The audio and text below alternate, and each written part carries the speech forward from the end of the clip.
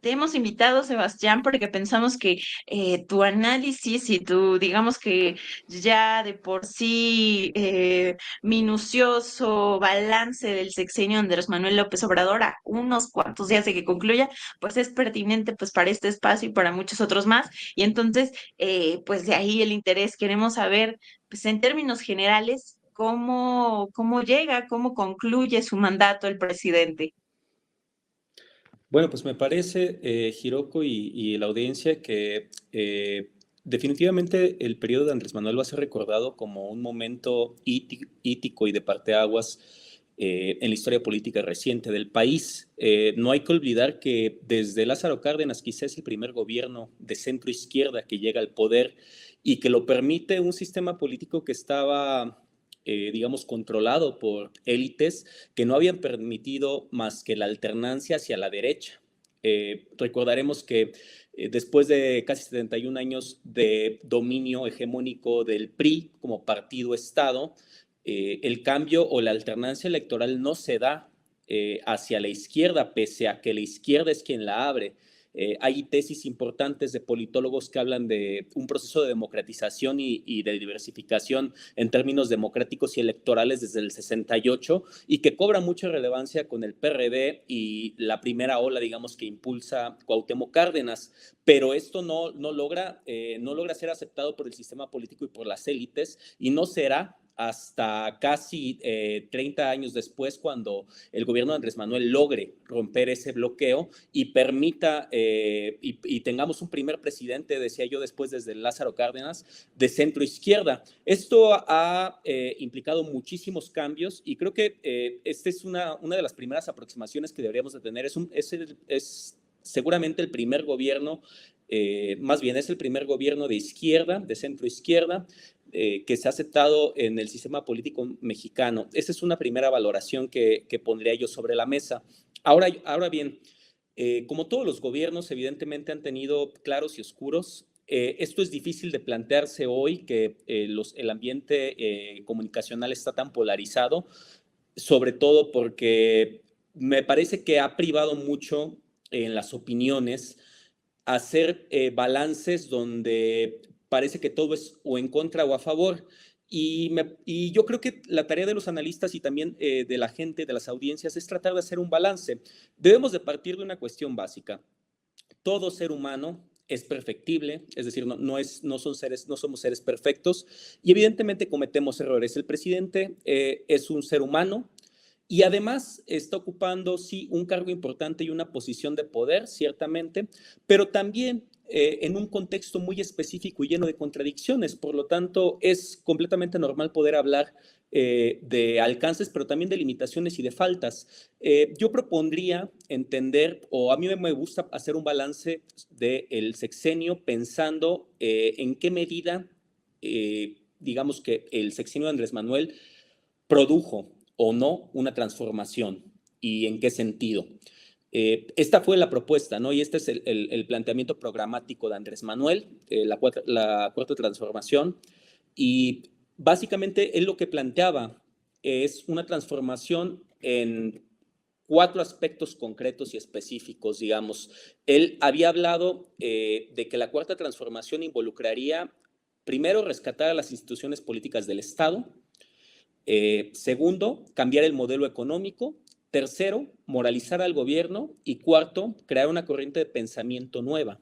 Me parece que estos son elementos con los que podríamos evaluar si esta transformación se llevó a cabo o no se llevó a cabo, en qué términos, y también, sobre todo, poniendo a dialogar, digamos, estos cuatro elementos que involucran la cuarta transformación con la generación de bienestar social para las grandes mayorías de este país que fueron quienes los votaron. Recordemos que los 30 millones de votos que lo llevan a las elecciones surgen o son ofrecidos a Andrés Manuel con esta promesa, con la promesa de un cambio profundo y verdadero. En estos términos es como yo estoy evaluando o me gustaría evaluar, digamos, el enfoque que yo tomo ahora para evaluar el sexenio de Andrés Manuel. Bien, Sebastián, en tu análisis, ¿cuáles fueron las principales limitaciones y alcances del presidente Andrés Manuel López Obrador? Mucho se ha comentado y bueno, digamos que también hay una serie de afirmaciones sin tanto proceso de reflexión siquiera, en donde dicen, a ver, Morena es el nuevo partido de Estado, es el nuevo PRI y como ya decías, es incluso una aseveración me parece simplista, quizá no, y bueno, hay que decirlo, viene también de plantear que ya no vivimos en una democracia, que la izquierda se fue tanto al centro que está llegando a ser este otro partido hegemónico. En ese sentido, y en la otra pregunta que te realizaba de las limitaciones y los alcances, ¿cuáles serían los puntos que tú más destacarías? Mira, si te parece, primero podemos hablar de esta cuestión como de esta deriva autoritaria o esta supuesta deriva autoritaria que se ha planteado con el sexenio de Andrés Manuel. A mí me parece que es una exageración de los analistas de derecha y de la derecha. Son posiciones como te había comentado que hay un ambiente de enconamiento político muy fuerte que lleva a los analistas y también a las plumas, digamos que se rentan para poder digamos, representar ciertos intereses, a tomar posturas me parece muy antitéticas y muy de extremos. La cuestión de que se ha perdido o de que estamos en una deriva autoritaria, a mí me parece francamente de risa. Seguimos bajo un régimen constitucional, hay una división de poderes establecida, hay espacio para la alternancia de partidos, para las oposiciones, se llevan a cabo elecciones. Las últimas elecciones que tuvimos grandes fueron tuvieron una participación mayor al 60%. Es decir, tenemos todos los elementos de una democracia. Entonces, me parece esto de entrada sí, una exageración y más que nada una estrategia propagandística para tratar de golpetear al gobierno como lo han tratado de estar haciendo todo el sexenio, los poderes fácticos a los que se oponen, los que se oponen al gobierno. Ahora bien, sobre los alcances y las limitaciones, me parece que aquí es un tema importante tratarlo. Eh, Lejos de una gran transformación como se había previsto, una transformación que esto generara un nuevo modelo económico, que también, digamos, saneara y librara de la corrupción al aparato estatal, que también pudiera generar un estado de bienestar para las mayorías. Me parece que lejos de esto lo que se consiguió concretamente fueron cambios muy importantes, eso hay que decirlo y hay que remarcarlo, pero que también presentan limitaciones. Voy a hablar de algunos casos en concreto. Por ejemplo, en el tema de la pobreza, que ha sido un tema muy importante, la pobreza, según los datos del Coneval que tenemos actualmente, se redujo en 5.3 millones. Es la idea de esta reducción. Los pobres en el país se redujeron en ese tanto. Esta es una reducción verificable, importante, que no se puede echar a menos. La cuestión es que cuando nosotros nos ponemos a analizar los datos y empezamos a indagar un poco más en qué sectores y qué tipo de pobreza se redujo y por qué se redujo la pobreza, es cuando empiezan a surgir, digamos, los claroscuros. Digamos que las dos principales fuentes para poder reducir la pobreza por ingresos fueron los salarios, uno en una parte, y en otra parte fueron las transferencias monetarias. Dentro de las transferencias monetarias se cuentan los programas sociales. Ahora bien, esto nos hace pensar que la política salarial del gobierno y la política social del gobierno fueron efectivas, dado que produjeron esta reducción. Pero cuando vamos más a fondo a los datos, nos damos cuenta de contrastes. Por ejemplo, en el caso de las transferencias, los programas sociales no fueron la primera fuente ni la más importante. Fueron una de las más importantes fuentes para la reducción de la pobreza, pero no fueron de las más importantes ni la única. La otra gran fuente que entra también dentro del rubro de las transferencias en los datos del Coneval son las remesas. Y hay que recordar que en estos últimos años, en este sexenio particularmente, las remesas que venían de Estados Unidos fueron cuantiosas. Actualmente representan el 4% del Producto Interno Bruto y a eso se debe buena parte también de reducción de la pobreza. Ahora, otro dato importante, en cuanto a la política salarial, los salarios, digamos, tomados porcentualmente, que más aportaron a la reducción de la pobreza no fueron los salarios de los trabajadores formales, sino fueron casi en más del 60% una idea de trabajadores, fue el trabajo informal. El ingreso que se aumentó fue el trabajo de informal. Evidentemente hay algunos estudios que hablan de que justamente el incremento del salario mínimo decretado por el presidente, que es alrededor del 120% en términos reales, impulsó y catapultó, digamos, los ingresos del salario, de los salarios informales. Pero hay que tener claro que directamente no fue una acción gubernamental, sino una tendencia del mercado.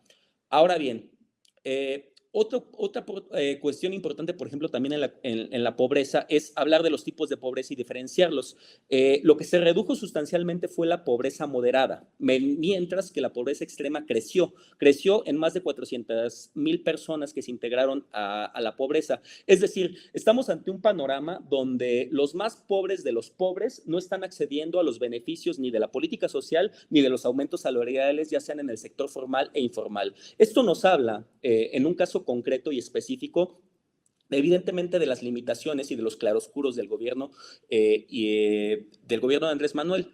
Concretamente, Hiroko, por ejemplo, yo te podría decir que se dejaron de hacer cosas que hubieran podido mejorar mucho estos rubros y que podrían haber dado saldos mejores y que sí hubieran repercutido en una transformación más fuerte.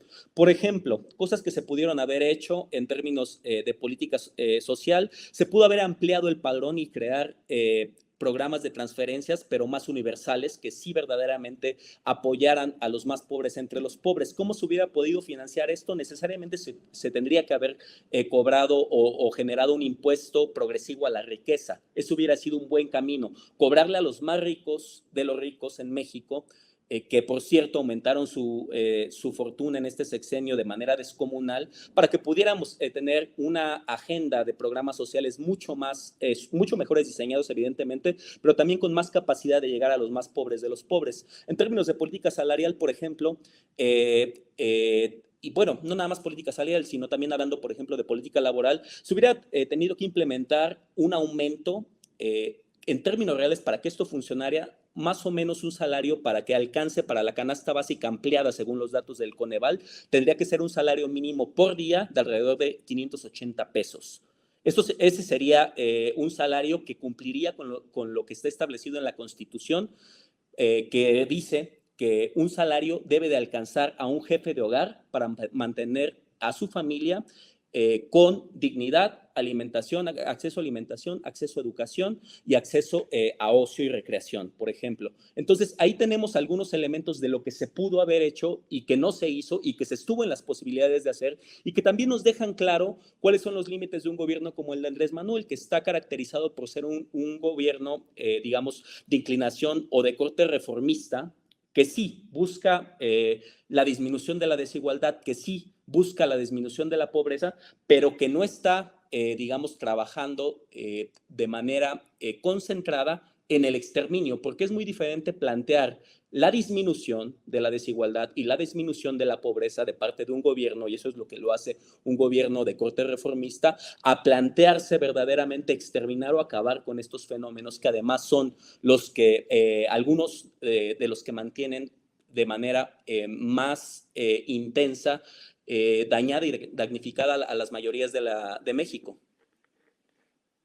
Sí, es Sebastián. E incluso hace pocos días escuchábamos esta afirmación del presidente, lo decía, se gobernó para todos, hubo un aumento en la riqueza de los dos hombres, o del hombre más rico del mundo, del país, perdón, de Carlos Slim, en ese caso, incrementó al doble y también se disminuyó la pobreza y pensábamos también, ¿es esto contradictorio en un sentido en el que, pues sí se necesita en sí se necesita recaudar fiscalmente pues ahora sí que digamos la contribución de los que tienen en sus manos la riqueza? No es una cosa menor que el próximo sexenio pues esté hablando de forma polémica de una posible reforma fiscal y que se diga no va a pues ahora sí que no va en detrimento de esta clase, ¿no? Empresarial. Y bueno, esa es una de las contradicciones que pensaba yo desarrollo específicamente, y también el hecho de cómo se plantearon pues las reformas. Apenas hace unos minutos la Cámara de Diputados aprobó elevar a rango constitucional, por ejemplo, programa Jóvenes Construyendo el Futuro, que por ahí también sé que tienes una postura crítica frente a este programa, pero que digamos, se fortalece de alguna forma toda este elevar los programas sociales a rango constitucional, porque se ve que hay una falta de, pero digamos que eso es, digamos, un paliativo, ¿no? Hay una cosa que resuelva de forma profunda, estructural, pues la desigualdad en sí misma. Sin embargo, pues llega a ser un planteamiento distinto a los gobiernos anteriores de corte, pues abiertamente de derecha o neoliberales. Sí, me parece que es así. No estamos diciendo a las personas que estamos haciendo un balance, que ponemos un énfasis crítico, que el gobierno de Morena evidentemente no haya tenido logros contundentes. Esos 5 millones menos de pobres moderados definitivamente es algo que es deseable y es necesario. Lo que se plantea es que se pudo haber hecho más. Aquí leía en los comentarios de un compañero, Zaragoza Ibarra, que planteaba un planteamiento muy perspicaz, ¿no? Dice, Morena no es un partido puro con pensamiento ideológico, pero es lo mejor que tenemos de momento. Me parece que ese es un planteamiento con el que yo estoy de acuerdo. Me parece que eso fue en parte también lo que llevó a las mayorías a votar por Morena y a reafirmar su voto ahora en lo que se ha llamado como el segundo piso de la 4T, ¿no? Es lo mejor que las clases trabajadoras, que los sectores populares tienen al alcance de sus manos, y eso explica por qué estas victorias electorales tan apabullantes. Lo que tenemos que tener claro es esto. Ok, es lo mejor que tenemos ahorita al alcance de las manos, eso es adecuado, eso es importante, pero lo que tenemos que también tener en cuenta es que las mayorías no le dieron un cheque en blanco a Morena, porque darle un cheque en blanco se hubiera significado darle los votos, darles las mayorías en el Congreso y decirles, hagan ustedes lo que mejor les parezca. Me parece que lo que fue darles las condiciones para que no pudieran poner pretextos de que está paralizado el Congreso y pudieran llevar adelante una agenda mucho más ambiciosa. Dejo un ejemplo muy claro, por ejemplo, que le interesa mucho a la audiencia en un 2x3, es la reforma laboral de las 40 horas. Esta fue una reforma laboral que se tuvieron las condiciones desde el inicio de sexenio de Andrés Manuel para impulsar, y que también al final ya se tenían, de hecho se tuvo aprobada ya a finales del año pasado, en diciembre, ya había pasado por la Cámara de Diputados con el aval impensable del PAN y del PRI, y de buenas a primeras el presidente, tras un comentario negativo respecto a la reforma por parte de Slim y algunos otros grandes empresarios, la manda a la congeladora y nos dice que no es el momento y que no es el tiempo, y que si se requiere y si se quiere que se apruebe, tiene que ser con el aval de los empresarios. Me parece que estas son muestras claras, sí, de que es a lo mejor una de las opciones que se tienen ahorita a las manos, pero también de que si dejamos todo al libre árbitro de quienes están en el poder ahora y quienes están tomando las decisiones, no se van a tomar las mejores decisiones que necesitan las mayorías. Hay que impulsarlas, y me parece que para eso es fundamental la organización de los sectores populares y también la presión para poder posicionar una agenda social y hacer una exigencia clara al gobierno, digamos a este que está saliendo, pero también al que va a entrar, de las cosas que necesitan los votantes, los 36 millones de votantes por Morena. Esta gráfica que se ve ahí, donde se hablan de 9.5 millones, es con datos del Banco Mundial. Estos datos del Banco Mundial hacen un conteo diferente al de la pobreza. El conteo de la pobreza oficial en México lo tiene el Coneval. Digamos, entonces ahí hay una disparidad de 4 millones respecto a los datos que yo ofrecí, pero porque yo estoy tomando los datos que, digamos, constitucionalmente son y de la institución que, digamos, legalmente lleva el conteo de la pobreza en México, que están actualizados además para 2022, eso habría que decirlo, ¿eh? Falta que Coneval actualice sus cifras, esto va a pasar en este año, entonces tendríamos que esperar ahora sí para ver un conteo mucho más amplio, pero con los datos que tenemos de 2018 a 2022 por el Coneval, son alrededor de 5.5 millones de menos de pobres.